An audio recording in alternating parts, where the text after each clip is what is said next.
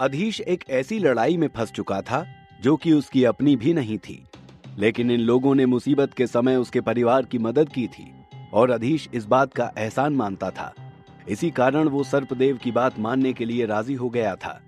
लेकिन क्या उसे इस एहसान का बदला अपनी जान देकर चुकाना पड़ेगा?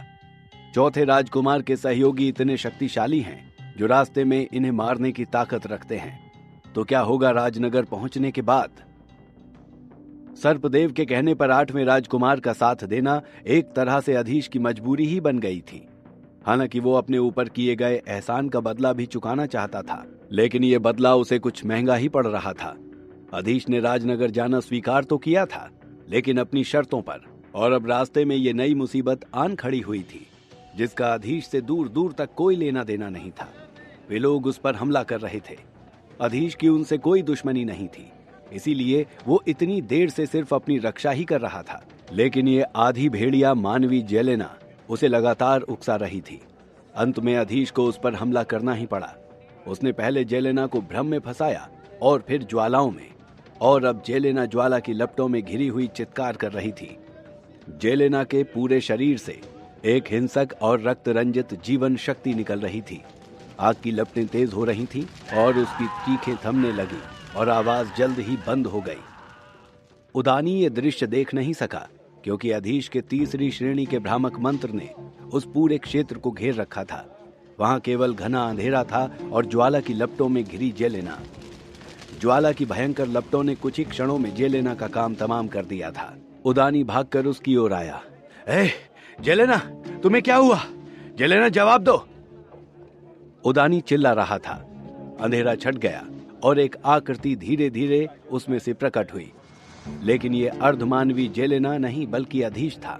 उदानी ने देखा अधीश के पैरों के पास एक मृत शरीर पड़ा हुआ था। जेलेना का शरीर जलकर काला पड़ गया था। वास्तव में अधीश का ज्वाला निपात जेलेना के शरीर को जलाने में विफल रहा था, जिससे पता चलता था कि उसका शरीर कितना मजबूत था। यदि वो उसे भ्रम में नहीं डालता तो जेलेना को मारना निश्चित रूप से बहुत मुश्किल हो जाता। 9वें मांत्रिक उदानी ने देखा जेलेना का शरीर अधीश के पैरों के पास पड़ा हुआ है। इस अप्रत्याशित दृश्य को देखकर उदानी कुछ देर तो अपनी आंखों पर विश्वास नहीं कर सका। भेड़िया मानवी जेलेना ने अनगिनत लड़ाइयों में चौथे राजकुमार के लिए दुश्मनों का मुकाबला किया था। उसने अनगिनत खतरों का भी सामना किया था, लेकिन वो हमेशा विजेता के रूप में वापस आने में कामयाब रही थी। इस बात की तो उसके साथियों को उम्मीद भी नहीं थी कि वो आज इतनी उजाड़ जगह में मारी जाएगी, और वो भी एक अज्ञात मांत्रिक के हाथों। उदानी की आंखों में खून उतर आया, लेकिन अधीश को पहचानने में उससे गलती नहीं हुई। तुम अधीश हो ना? अधीश पुरोहित, मंदार के महान छात्र, सूर्यभान के शिष्य। अधीश उदानी की बात सुनकर थोड़ा अचकचा गया। आखिर उदानी उससे ये सब क्यों पूछ रहा था? सर्पदेव और अन्य लोगों को मारने के लिए जब उदानी राजनगर से निकला था तो योजना की पूर्व तैयारी के रूप में स्वाभाविक तौर पर उसने अपने दुश्मनों के बारे में पूछताछ की थी।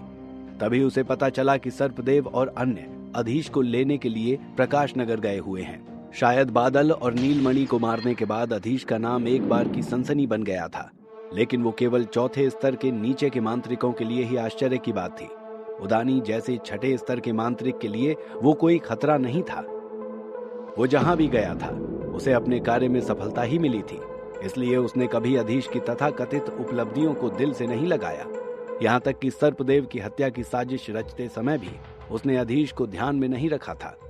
और आज वही अधीश उदानी द्वारा उपेक्षित एक व्यक्ति भेड़िया मानवी जेलेना की मौत का कारण बन गया था। उदानी अपने साथियों की ओर देखकर चीखा, तुम तीनों उसे रोको। उदानी का चेहरा नीला पड़ गया था। वो सोच रहा था, जेलेना चौथे राजकुमार के सबसे भरोसेमंद योद्धाओं में से एक थी और आज उसके दल में शामिल होकर आई थी, तो उसकी मौत की जिम्मेदारी भी उदानी पर ही आने वाली थी। भले ही उसका अभियान सफल हो जाए, लेकिन चौथे राजकुमार का क्रोध उस पर जरूर फूटेगा। ये सोचकर उदानी अंदर से बेहद नाराज था। उसका जानलेवा क्रोध सर चढ़कर बोलने लगा और उसने अपने साथियों के साथ मिलकर सर्पदेव पर भारी हमला कर दिया। जेलेना पहले ही मर चुकी थी, उसे फिर से जीवित नहीं किया जा सकता था, लेकिन जो कार्य हाथ में है उसे पूरा किया जाना चाहिए। और उदानी अब केवल एक ही काम कर सकता था कि चौथे राजकुमार से अपनी सजा को कम करने के लिए अभियान को सफलतापूर्वक पूरा करना था। सर्पदेव ने पहले ही अपना असली रूप प्रकट कर दिया था और उसके शरीर पर संकेत चिन्हों के जाल उभर आए थे, लेकिन उदानी के हमले भी भयंकर थे। सर्पदेव धीरे धीरे अपनी ताकत खोने लगा था। ऐसा लग रहा था कि वो उदानी के सामने ज्यादा देर टिक नहीं पाएगा। दूसरी ओर बाकी के 3 मांत्रिकों ने अधीश को घेर लिया था। ये तीनों ही 5वें स्तर के मांत्रिक थे। उन्होंने अधीश को क्रोध भरी नजरों से देखा। आखिरकार जमीन पर जो पड़ी थी वो जेलेना की लाश थी। वे तीनों मिलकर जेलेना की ताकत का मुकाबला कर सकते थे, इसलिए स्वाभाविक रूप से वे अधीश को हल्के में नहीं ले सकते थे और तीनों को मिलकर ही उससे युद्ध करना पड़ रहा था। अधीश ने सर्पदेव और अन्य लोगों पर नजर डाली। उनकी स्थिति पहले से ही बेहद खतरनाक थी। अगर अधीश तब तक इंतजार करता जब तक उदानी सर्पदेव को खत्म नहीं कर देता और फिर उससे निपटने के लिए उसके सामने आएगा तो उसके लिए भी मुश्किल समय होता। अधीश ने तुरंत ही अपने मन में एक योजना बनाई और मंत्र पढ़ा, पवन दीप्ति। अधीश ने एक गहरी सांस ली और फिर उसका शरीर थोड़ा कांप गया। पलक झपकते ही वो 3 मांत्रिकों के घेरे को तोड़कर बाहर निकल गया। पवन दीप्ति मंत्र का प्रभाव असाधारण रूप से तेज था। अधीश की गति की बराबरी करने के लिए जेलेना को अपना असली रूप धारण करना पड़ा था और भेड़िया बनने के बाद ही वो उसकी बराबरी कर सकती थी। और जहां तक बाकियों की बात थी तो वे अधीश के शरीर पर उंगली भी नहीं रख सकते थे। अधीश भी इन तीनों के साथ उलझना नहीं चाहता था। ये देखकर उदानी फिर चिल्लाया, तुम सब बेकार हो। उसके चेहरे पर एक क्रूर मुस्कान आई और फिर उसने अपनी उंगलियां फैलाई। बर्फ का एक चक्र उसकी उंगली से निकला और तेजी से फैलने लगा। काचक काचक। मांत्रिक उदानी के चारों ओर सब कुछ बर्फ की तरह जम गया था और ठंड फैलने लगी। ये 6ठे स्तर का मंत्र था। यहां तक कि अधीश की अंधेरी शक्ति, पृथ्वी, शरण और रक्षा चोगा भी उसे बचा नहीं सकते थे। अधीश अब भी उसकी पहुंच से बाहर जा सकता था, फिर भी अधीश वापस नहीं जा सका। अधीश ने सोचा, यदि एक बार मैं पीछे हट गया तो सर्पदेव और अन्य पूरी तरह से समाप्त हो जाएंगे। अधीश ने अपनी नजर उदानी पर टिका दी, फिर अपना हाथ लहराया, अंध भंवर। तुरंत ही उदानी के सिर के ऊपर एक विशाल भंवर दिखाई दिया। यह आसपास के सभी अंधेरे तत्वों को अवशोषित कर रहा था। यह 3रे स्तर का मंत्र था जो मन की सारी शक्ति को भस्म करने वाला माना जाता था। यहाँ तक अपार मानसिक शक्ति वाले मांत्रिक के लिए एक बार अंध भंवर में फंसने के बाद बचना मुश्किल हो जाएगा और वो अपने आप को भ्रम में फंसने से बचा नहीं सकेगा। और इस बार तो अधीश ने विशेष रूप से अंधकार भंवर को भी स्पंदन के साथ जोड़ दिया था, जिससे शत्रु का मति भ्रम अत्यधिक बढ़ सकता था। हालांकि मांत्रिक उदानी को भ्रम में फंसाया जा सकता है या नहीं, इस बारे में अधीश निश्चित नहीं था। अंध भंवर स्वयं 3रे स्तर के सभी मंत्रों में सबसे शक्तिशाली और विभिन्न प्रकाश मंत्रों में से एक था। इस मंत्र को विकसित करने के लिए अधीश ने बहुत मेहनत की थी। कुछ ही पलों में मंत्र ने अपना कमाल दिखाना शुरू कर दिया। सर्पदेव और अन्य के साथ ही 9वें मांत्रिक उदानी जो भी आसपास में स्थान पर थे, सभी अंध भंवर के प्रभाव में थे। उन्होंने महसूस किया कि उनकी मन की शक्ति उनके शरीर से जबरन निकाली गई थी और ये असहाय बेहद दर्दनाक था। इस भंवर का व्यास बढ़ता ही जा रहा था और मांत्रिक उदानी पर उसका प्रभाव भी। ये देखकर अधीश ने फिर कोई संकोच या विचार किए बिना ही अगला वार कर दिया। अच्छा अवसर है, ज्वाला निपात। सफेद लपलपाती ज्वाला आगे बढ़ी और उस बर्फीले चक्रव्यूह से टकराने लगी जो अभी कुछ ही देर पहले मांत्रिक उदानी ने बनाया था। लेकिन इस तीव्र ज्वाला को भी कुछ समय लग गया उस बर्फ को गलाने में। जैसे ही ज्वाला आगे बढ़ी और उदानी के साथियों को घेरने लगी तो एक आश्चर्य हुआ। मांत्रिक उदानी इतने गहरे भ्रम में डूबा होने के बावजूद उस ज्वाला का विरोध करने में सक्षम था। हुश हुश। सर्पदेव और अन्य लोग तेजी से अधीश के पास पहुंचे। सर्पदेव उदानी से सबसे अधिक परिचित था। वो अधीश के पास जाकर फुसफुसाया, मांत्रिक अधीश, मुझे उम्मीद नहीं थी कि आपके पास ये अंधकार मंत्र होगा और उदानी को भी थोड़ी देर के लिए भ्रम में घसीटा जा सकता है। हालांकि उदानी को मारना आसान नहीं है। शायद आप नहीं जानते कि 9वें मांत्रिक उदानी की सबसे शक्तिशाली चाल उसके रक्षात्मक मंत्र हैं।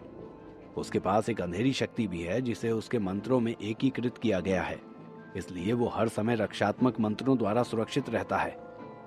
एक 7वें स्तर के मांत्रिक ने उदानी के साथ युद्ध किया था। अंत में वो उसे नुकसान भी नहीं पहुंचा सका।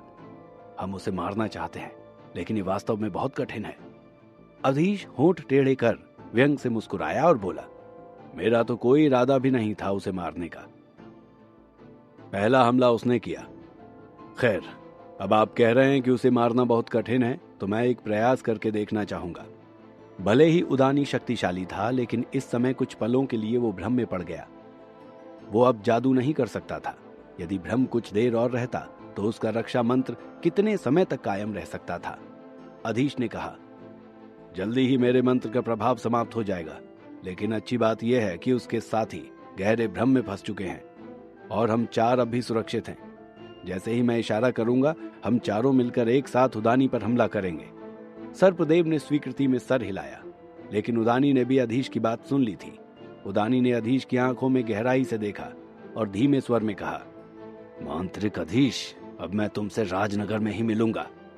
इतना कहते ही उसने अपने बाकी दोनों साथियों को थामा और वायु की तेजी से वहां से गायब हो गया। ज्वाला का प्रभाव तुरंत थम गया। उस स्थान पर जमीन तक झुलस चुकी थी। अधीश खाली नजरों से उसी दिशा में देख रहा था जिस दिशा में मांत्रिक उदानी और उसके साथी गायब हो गए थे। हालांकि अधीश जानता था कि यदि उन्होंने युद्ध करना जारी रखा होता तो शायद उनका पलड़ा भारी ना होता और इस युद्ध में उसे नुकसान ही उठाना पड़ता। अधीश सोच रहा था, ऐसा लगता है कि मेरी क्षमताएं अभी भी पर्याप्त नहीं है। मैं ज्यादा से ज्यादा एक 6ठे स्तर के मांत्रिक का ही सामना कर सकता हूँ। अधीश वास्तव में निराशा महसूस कर रहा था। उसे उदानी की आंखों में तैरता वो आत्मविश्वास याद आ रहा था जो उसने जाते समय दिखाया था। यदि युद्ध होता तो अधीश को अपनी शक्तियां तोलने का समय मिल जाता, लेकिन अब क्या किया जा सकता है। अब तो बस उसे जल्दी से जल्दी राजनगर पहुंचना था, जहां उदानी पूरी तैयारी के साथ उसके इंतजार में बैठा होगा। अधीश अब इस पराई युद्ध में पूरी तरह से शामिल हो चुका था। क्या होने वाला था राजनगर में? क्या अधीश को अपना खोया आत्मविश्वास वापस मिल पाएगा, या इस बार उदानी अपने अपमान का बदला चुकाएगा? जानने के लिए सुनते रहिए द मैजिशियंस सीक्रेट, सिर्फ और सिर्फ पॉकेट एफएम पर।